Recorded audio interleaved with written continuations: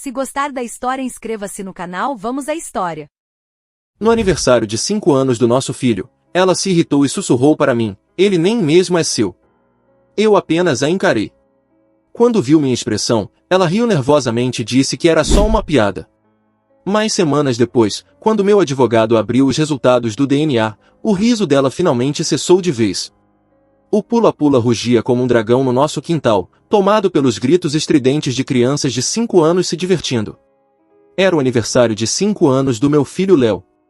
Meu filho. Passei a manhã inteira organizando tudo, assando cachorros quentes e garantindo que a montanha de presentes estivesse bem à mostra. Eu amava aquele garoto mais do que qualquer coisa nesse mundo. Ver o rosto dele, corado de empolgação enquanto corria com os amigos, era a única coisa que realmente importava. Minha esposa, Megan, estava no pátio, rodeada das amigas, segurando uma taça de vinho branco. Ela não havia movido um dedo o dia todo, mas sabia muito bem como interpretar o papel de anfitriã elegante e graciosa. Para o mundo lá fora, éramos a família perfeita, marido bem-sucedido, esposa bonita, filha incrível, casa grande em um bairro de prestígio. Mas, nos últimos anos, tudo havia começado a parecer apenas uma encenação. O amor e a parceria foram sendo lentamente substituídos por um senso de direito e exigência dela, enquanto meu papel se reduzia ao homem que financiava todo aquele espetáculo. O momento em que a ilusão se despedaçou aconteceu cerca de 1 hora após o início da festa. Eu levava uma bandeja cheia de sucos para a mesa das crianças, quando Léo, tomado pela euforia do açúcar, esbarrou em mim. A bandeja inteira voou para o alto. O suco vermelho respingou bem na frente do vestido branco impecável de verão de Megan. As amigas dela soltaram um uníssono de espanto. Megan olhou para a mancha, e seu rosto se contorceu em pura fúria. Ela lançou um olhar envenenado a Léo, que imediatamente caiu em lágrimas. Ajoelhei e o abracei com força. "Está tudo bem, campeão, foi um acidente." Olhei para Megan, esperando que ela se suavizasse para consolar nosso filho. Mas, em vez disso, ela me encarou com olhos frios. Veio até mim, agarrou meu braço e me puxou alguns passos para longe, o suficiente para que as amigas não ouvissem. Sussurrou com ódio, sua voz baixa e cortante. "Olha o que ele fez. Esse vestido custou $400. Megan, ele tem 5 anos. Foi um acidente. É a festa de aniversário dele." Mas ela estava irritada por eu não compartilhar da sua fúria. O peso da festa, a mancha no vestido e a minha recusa em culpar Léo parecem ter feito algo nela se partir de vez. Então, ela se inclinou ainda mais perto, e da sua boca saiu o veneno mais cruel que conseguiu encontrar naquele instante. "Ele nem mesmo é seu." O mundo simplesmente parou. O som do pula-pula, as risadas das crianças, a música da caixa de som, tudo virou um ruído distante, abafado. Só restava aquela frase ecoando na minha mente, em um silêncio sepulcral. Não reagi. Apenas a encarei, meu rosto inexpressivo. Ela viu em meus olhos que tinha ido longe demais. O pânico substituiu a raiva em seu rosto, e ela começou a recuar imediatamente, forçando uma risada alta, nervosa. "Ah, meu Deus, relaxa!" disse, dando um tapinha no meu braço. "Foi só uma piada. Uma piada estúpida, meio pesada. Você é sério demais o tempo todo." E, ainda rindo de forma forçada, voltou para junto das amigas. "O Eric é tão sensível", ouvi ela dizer. "Não consegue nem levar uma piada." Mas eu já não olhava para ela. Meu olhar estava em Léo, que agora brincava timidamente com um caminhão novo, o rosto ainda marcado pelas lágrimas. Meu filho. Por 5 anos ele tinha sido meu filho. Minha razão para tudo. Naquele momento, observando, o amor que senti foi avassalador. Mas, por baixo desse amor, uma certeza fria e dura começou a tomar forma. Uma piada assim não surge do nada. Ela vem de algum resquício de verdade. Não disse uma palavra pelo resto da festa. Sorri nas fotos. Cortei o bolo. Ajudei Léo a abrir os presentes. Mas, por dentro, eu já não estava ali. O homem que começou aquele dia como um pai e marido feliz havia morrido. Em seu lugar, surgia alguém frio, metódico e totalmente focado. Meu casamento tinha acabado. Minha vida antiga também. O único propósito que restava era proteger aquele garotinho no quintal e destruir a mulher que acabará de usá-lo como arma para me ferir. Naquela noite, quando Megan já dormia, fui para meu escritório. A primeira coisa que fiz foi encomendar, com entrega expressa, um kit discreto de teste de DNA.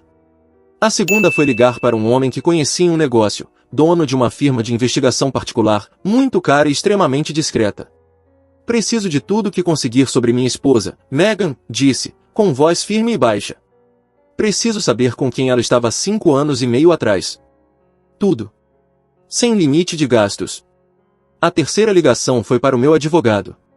Não um advogado de divórcio. Um advogado de litígios corporativos. O mais duro, impiedoso e agressivo tubarão que eu conhecia. Estou prestes a entrar em guerra, disse. E preciso estar preparado. Meg achava que tinha feito uma piada. Mas não fazia ideia de que, naquele instante, havia assinado sua própria rendição incondicional. Só não sabia ainda. Atualização 1. Já se passaram 2 semanas desde a festa. Viver sob o mesmo teto com Megan tem sido como conviver com um fantasma que acredita que tudo está normal. Ela tem se mostrado excessivamente carinhosa, tentando ao máximo fingir que a piada nunca existiu. Vive puxando assuntos sobre viagens, reformas na casa, planos para o futuro. Eu, educado, mantenho distância e dou respostas vagas. Para ela, isso é só mais uma das minhas fases. Ela não faz ideia de que cada sorriso e cada aceno meu são mentiras, enquanto eu desmonto sistematicamente todo o seu mundo pelas costas. O kit de DNA chegou 2 dias após a festa. Conseguir as amostras foi mais simples do que imaginei. Um rápido sabe na minha bochecha e outro de uma escova de dentes que vi Léo usar naquela manhã. Enviei tudo ao laboratório por courier e então esperei.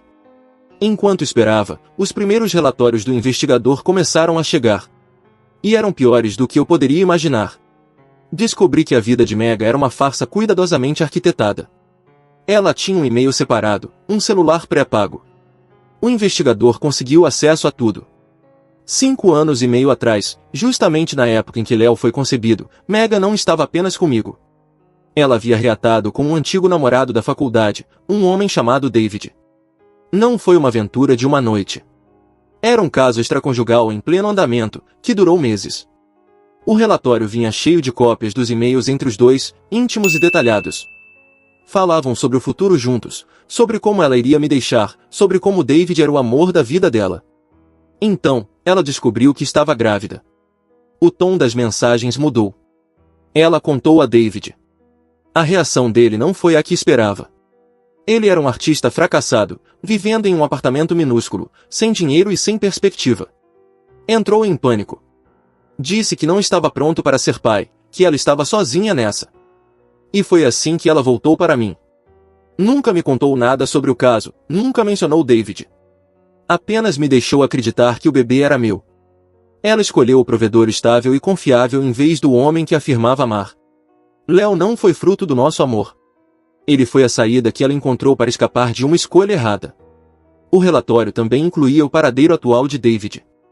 Ele ainda era um artista fracassado, trabalhando meio período como barista em outro estado, atolado em pequenas dívidas e dirigindo um carro caindo aos pedaços. Esse era o homem que ela havia escolhido em vez de mim. O pai biológico do menino que eu estava criando como meu filho. Ontem chegou o e-mail que eu tanto temia quanto esperava. Era do laboratório de DNA. Abri o PDF em anexo com a mão levemente trêmula. Eu já sabia o que iria encontrar ali, mas ver as palavras em preto e branco foi como levar um soco no estômago. Probabilidade de paternidade, 0%. Eu não era o pai biológico de Léo. Fiquei sentado por muito tempo, apenas encarando aquele número. Uma onda de dor e traição me atravessou. Mas, por baixo dela, algo sólido crescia. Minha determinação. Isso não mudava o amor que eu sentia por Léo. Mudava apenas a visão que eu tinha da mãe dele. De uma esposa inconsequente para uma fraude monstruosamente egoísta. Encaminhei o relatório de DNA e o dossiê do investigador ao meu advogado. A resposta dele foi imediata: nós a pegamos. Ela acabou. Meu primeiro movimento foi financeiro. Fui ao banco e abri novas contas apenas em meu nome. Comecei a redirecionar metodicamente meu salário e toda a minha renda de investimentos para essas contas. Mantive nossa conta conjunta ativa, mas com um saldo suficiente apenas para cobrir a hipoteca e as contas automáticas por algumas semanas, para que ela não desconfiasse. Congelei os cartões de crédito suplementares dela, reportando-os como perdidos. Quando Megan reclamou, disse que pediria cartões novos, mas que deviam estar demorando pelo correio. Eu estava lentamente, em silêncio, cortando o suprimento de oxigênio dela. Ela ainda não fazia ideia. Agora mesmo, estava lá em cima, provavelmente comprando sapatos online que já não podia pagar. Na mente dela, o único problema era ter um marido de mau humor. Não fazia ideia de que um furacão jurídico e financeiro estava prestes a cair diretamente sobre sua cabeça. A calmaria antes da tempestade estava quase no fim. Atualização 2. Já se passou um mês desde a festa. A armadilha foi montada e está prestes a se fechar. Meu advogado, um homem que se delicia nesse tipo de guerra estratégica, tem sido magnífico. Depois que cortei as finanças dela, o bom humor de Megan começou a ruir. Ela ficou irritadiça, sempre reclamando de estar sem dinheiro, de como era injusto que os cartões novos não tivessem chegado.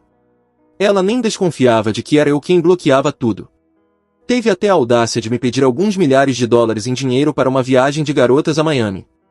Apenas respondi que, com o mercado em queda, precisava ter mais cautela com o fluxo de caixa. O olhar de nojo no rosto dela foi impagável. Ela via minha prudência financeira como um ataque pessoal. Na última terça-feira, os papéis do divórcio foram entregues. Fiz questão de estar em casa. Um oficial de justiça, um sujeito alto e impassível, bateu à porta. Meg abriu, achando que era uma entrega. Quando ele entregou o envelope e disse, "Você foi notificada", a cor sumiu do rosto dela. Ela entrou furiosa no meu escritório, agitando os papéis. "O que é isso? Que diabos é isso, Eric? Você está me divorciando por causa de uma piada idiota? Eu já pedi desculpas." "Isso não é sobre uma piada, Megan", respondi calmamente, sem tirar os olhos do computador. "É sobre um padrão de engano e desrespeito." A piada foi apenas o primeiro fio solto que desfez todo o resto. Ela imediatamente explodiu em um discurso inflamado. Falou sobre como tinha me dado os melhores anos de sua vida. Como tinha me dado um filho. Como eu era um monstro cruel e sem coração. Jurou que iria me tirar tudo, a casa, os carros, metade do meu negócio. "Você vai sustentar Léo e eu pelo resto da sua vida!" gritou. "Você deveria conversar com seu advogado", foi tudo o que eu disse. E ela conversou. Contratou a advogada de divórcios mais notoriamente agressiva da cidade, uma mulher conhecida por destruir maridos em tribunal. A primeira carta dessa advogada foi uma verdadeira declaração de guerra. Exigia o uso imediato e exclusivo da casa, pensão provisória maior do que meu salário mensal e um valor astronômico de pensão alimentícia futura. Toda a base do processo se apoiava em um único pilar. Nosso filho, Léo. Exatamente o que estávamos esperando. Agendamos uma reunião de conciliação no escritório do meu advogado. Foi ontem. Megan entrou como uma conquistadora, um sorriso presunçoso de vitória estampado no rosto. Achava que estava dando sua volta olímpica. Sentou-se do outro lado da mesa de conferências, evitando meu olhar. A advogada dela começou a expor as exigências em detalhes brutais: a casa, a propriedade de férias, um carro novo para Megan a cada 3 anos, escola particular para Léo, faculdade paga, além de uma pensão que garantiria que ele nunca passasse necessidade. Era uma lista fantasiosa, feita para intimidar. Apenas fiquei ouvindo, pacientemente. Quando terminou, assenti para meu advogado, o Sr. Hanson. Ele pigarreou e abriu uma pasta fina à sua frente. "Obrigado pela apresentação", disse com voz calma e profissional. "Temos uma contraproposta. Mas antes, precisamos corrigir uma imprecisão fundamental no processo de vocês." A advogada de Megan franziu a testa. "E qual seria?"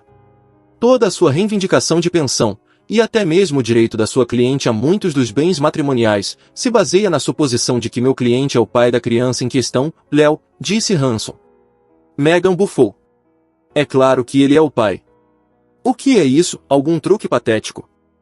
Hanson não respondeu. Apenas deslizou uma folha de papel pela mesa. Era o relatório oficial e autenticado do laboratório de DNA. A advogada de Megan pegou o documento. Leu a primeira linha. Depois a última. Probabilidade de paternidade, 0%. Ela colocou o papel lentamente sobre a mesa, encarando Megan com expressão neutra. Megan arrancou o relatório das mãos dela. Olhou fixamente, e o sorriso presunçoso desapareceu, substituído por um olhar de descrença horrorizada. "Isso é falso", murmurou. "Isso é uma mentira. Você falsificou isso." É um teste legalmente verificado e aceito em tribunal, respondeu Hanson, calmo. E temos um segundo teste independente confirmando os resultados. Meu cliente não é o pai biológico de Léo. O silêncio tomou a sala. O riso de Megan, sua confiança, todo o seu mundo acabava de evaporar. Ela ficou apenas encarando o papel, o rosto pálido. Seu riso havia, finalmente, cessado de vez. Mas ainda não tínhamos terminado.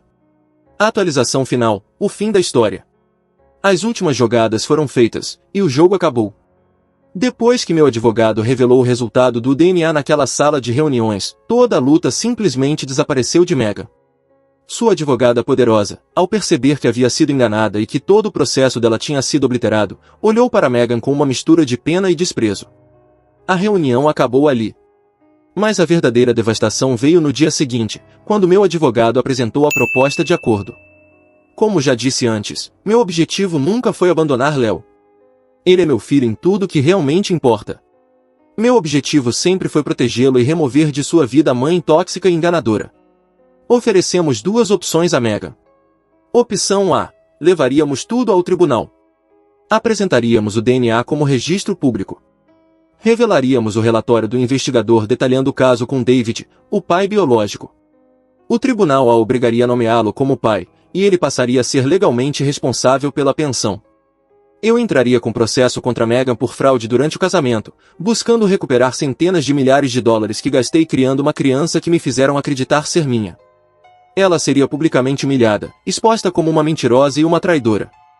Sairia com uma pensão irrisória, se é que teria alguma, e o futuro financeiro de seu filho ficaria atrelado a um barista irresponsável em outro estado. A opção B era aceitar os meus termos. Ela teria que assinar a cessão imediata e irrevogável da custódia legal e física de Léo para mim, abrindo mão de todos os seus direitos parentais. No divórcio, renunciaria a qualquer pensão, a qualquer reivindicação sobre meus bens, incluindo a casa, minha empresa e meus investimentos.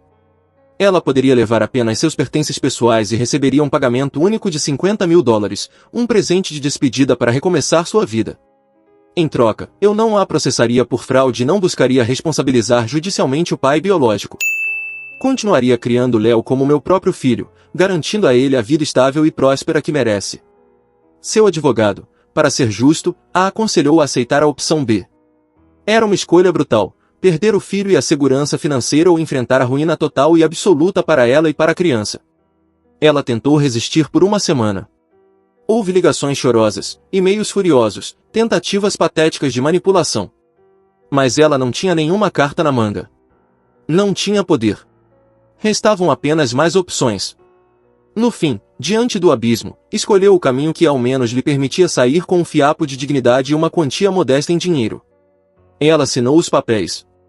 O divórcio foi finalizado no mês passado. Ela pegou os $50.000 e, pelo que ouvi, se mudou para outro estado para viver com a irmã. Não tem contato algum com Léo. A ordem judicial é incontestável. Para todos os efeitos legais, ela é uma estranha para ele.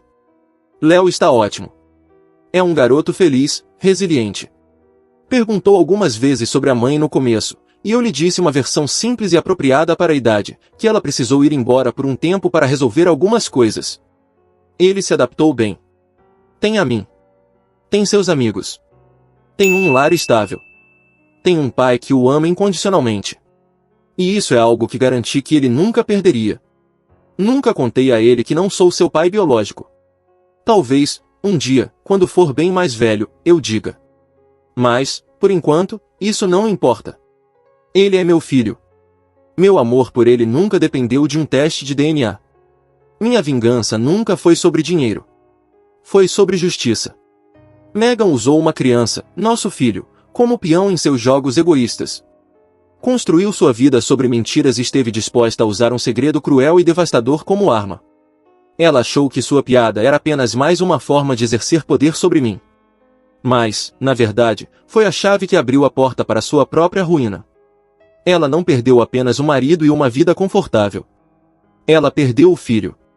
Porque, em sua arrogância, esqueceu a quem ele realmente pertencia. Ao homem que o amou, que o criou e que estava disposto a travar uma guerra para protegê-lo. A mim. Chegamos ao fim de mais uma história. Até a próxima.